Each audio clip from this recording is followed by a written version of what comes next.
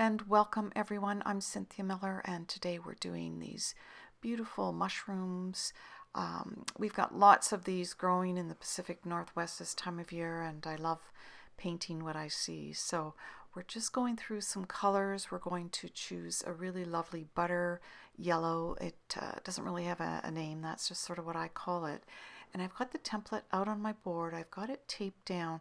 Not necessarily really needed this time around to do that, but I'm going to just do a very light shade of this butter yellow as a main color for the stem, and the other color I'm using throughout here is sepia. So very simple color palette today, and just going through with a flat brush, just a small flat brush, and as I said, just putting on a base color here. So we do these classes every week, and this is what we did in October, and just wanted to make sure everybody had access to it, because sometimes we don't get to attend all the classes, but we're on here weekly and on Zoom. It's a registration set up, and yeah, we have a wonderful class and lots of people from all over the world. So hopefully you can join us one of these days. I'm just filling in a little bit more of this yellow tone, just giving a little bit more boost.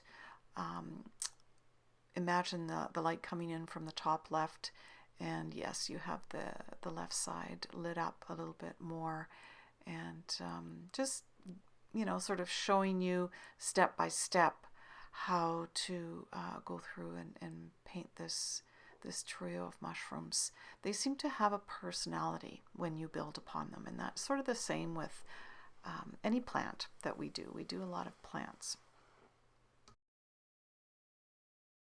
And so here is the sepia color, and if you don't have this particular type of paint, you can mix together a little bit of brown and a little bit of gray or black, and it really does give it the look that it's sort of like earthy, and if you do it in really light shades, then it's perfect for the mushroom.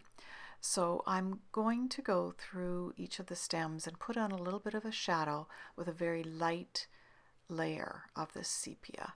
And you can imagine the caps casting a shadow on themselves, especially the larger one, and the smaller one, just a tiny little bit down the sides, will help to sort of fill in that shadow, and of course that gives it a little bit more of a round look as well.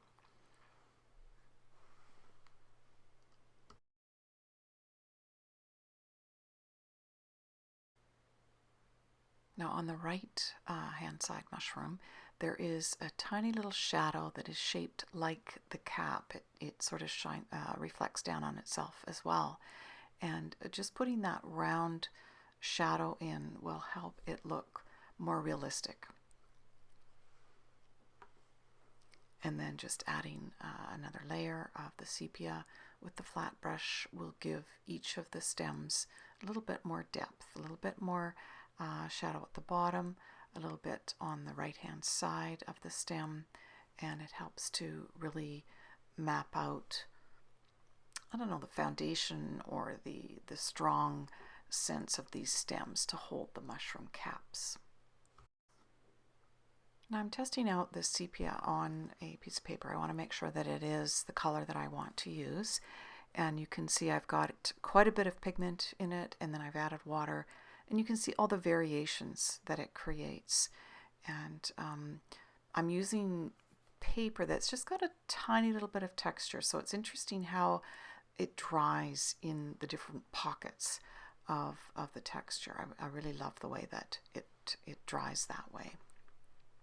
So what I'm doing is wetting down with a smaller round brush and really just setting a foundation to put some pigment onto. So you can see I've gone over that area of the top of the left-hand mushroom several times. I wanted to make sure the paper was absorbing the water, not just sitting on top. And I'm just dabbing in a touch of that sepia at the top. And it looks like there's a lot there. I do help to sort of keep it to the top of the top right hand corner, because I want it to just sort of look a little bit more white on the lower parts. So helping it blend with that water that I've put on there initially, and just sort of giving a little bit more of a shadow around the edges, but letting it sort of have the color of this without putting too much pigment on it. And so just play with that, let that water settle where it might. I put a little bit of the better yellow on there as well.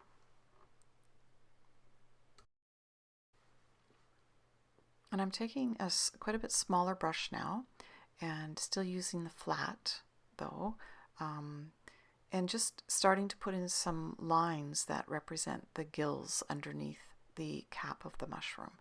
And so you don't have to put in all the lines at once. Start with bigger sections and then filling in with more lines in between those sections. And make sure that you have the angles coming out from the center top of the mushroom. As you can imagine, that's where the gills would originate from. And just take some time and bring in some depth to those gills, because they usually are quite thick on the inside. They're usually very moist looking, usually light colored, but a lot of times with darker mushrooms they're just brown as well. But it is a part of the mushroom that is so unique to itself, and a lot of times that's how you identify the different ones. But I am not a forager, so I am not keen on gathering mushrooms out in the wilderness that I don't know what they are. So many different kinds, but the ones that we have are big, usually the lighter colored ones. I do have some red and burgundy colored ones around, but it's just so interesting. They're just such an interesting organism. So just giving this some shading and depth to those lines. I could probably put a few more lines in between. Now once we get the lines in there, we're going to let that dry, because then we're going to create a shadow within that inner cap, and I think that really helps to give it a realistic look as well. So I'm just filling in a tiny little bit of this butter yellow, give it some color, but I do want to have this contrast between the dark cap and the lighter color of the mushroom as well. So we're going to do the same for the larger cap, and start by putting some water all over the top of the surface, and we're going to just keep sort of painting that in and making sure that the water is spread to all the different parts of the cap. We're going to create a blended look here with the darker sepia, and I want to make sure that the water will, or the paint will, spread evenly and sort of freely, so that that fuzzy look creates more of a natural look. I'm going to make sure that there's darker pigment around the lower part, and I'm going to make sure that I leave a little bit of white shining on the top left hand side, so that it looks like the light is shining on that. It's going to be a light spot.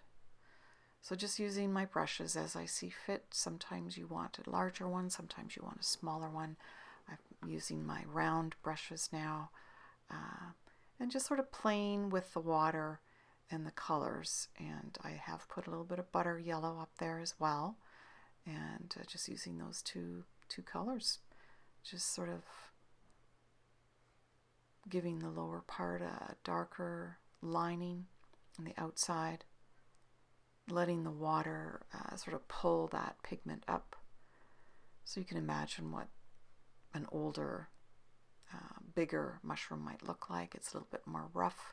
The young ones are just popping out of the ground, and the ones that have been there for a few days or even less start to get ragged looking, just depending on the area where they're growing.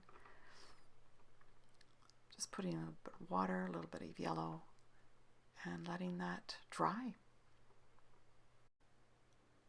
Doing the same for the third mushroom now. We're putting a little bit of the butter yellow in there, adding a little bit of water to blend that out, and then adding some pigment of the sepia to let that color just sort of blend around that light spot.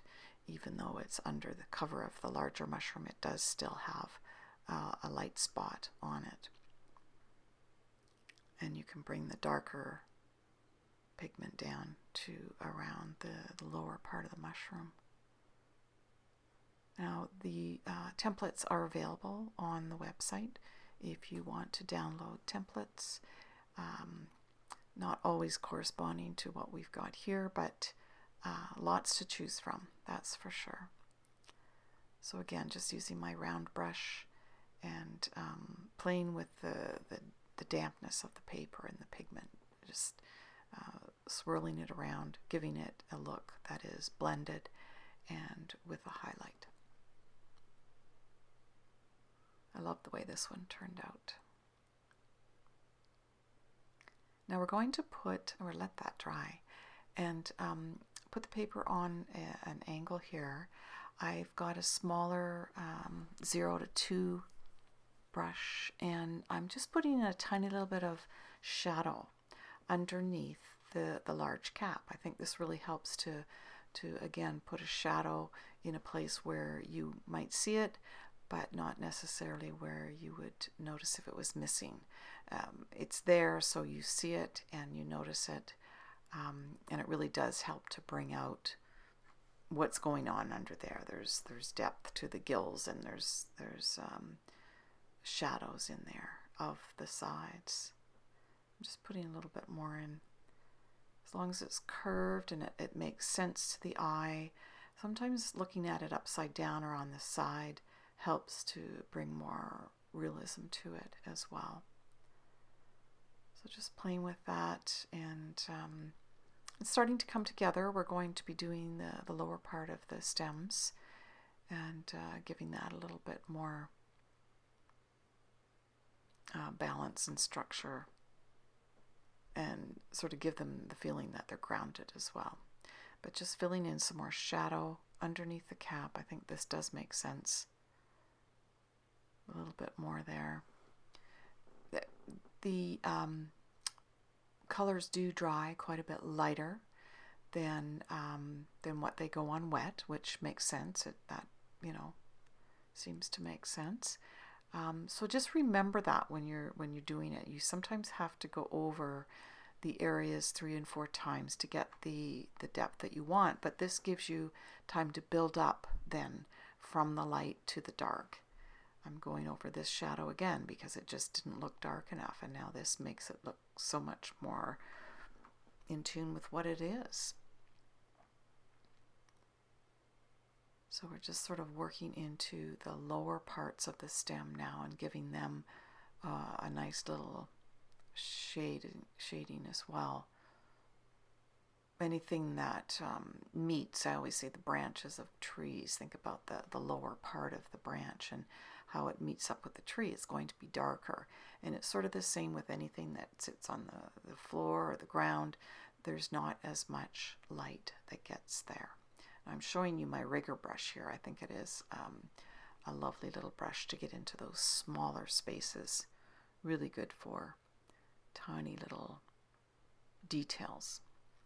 So I'm just going along the lower part of this left-hand side mushroom, putting in a few little lines. And I think the trick is to make it look like they all belong there, that you've just not painted the lines in. So sort of giving them a little bit of an outline underneath with a little bit of, it's like it's not smooth. There's a few ripples in it. And I think this helps to give this mushroom a little bit of a real look.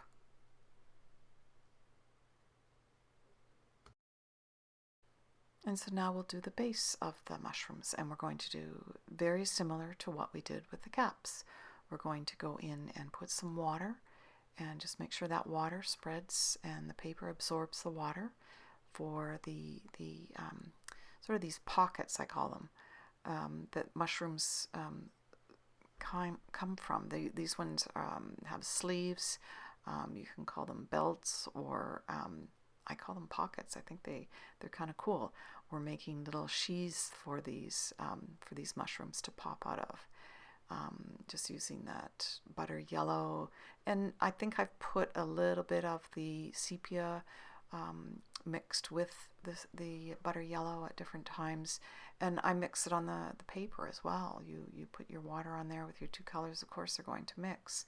So just find that happy medium that just gives it a little bit more darkness in your value, and play with the pockets. And then what we'll do is paint the insides of the pockets darker color, and that's really going to help them look like they're grounded in those little pockets. So you can see how the water on there helps to blend the watercolor. That's what watercolor is all about. It's sort of fun when you're using colors in nature, and they just sort of look classy, you know, with this color. It's simple, but it's real, and I think it looks classic. And so now I'm doing the same for the base that these mushrooms are popping from. They're not sitting on top because they come from below the surface of the soil, but this is where they've popped up. Put a little bit of water, a little bit of brown tones. I used a little bit different than the sepia color just to make it look different. And I've added this sap green, which I think helps to bring out some, sort of looks like grass, like they're in a natural spot, just popping out from the ground. Now we're going to do one last thing before we finish, and we're going to bring out the insides of the little pocket.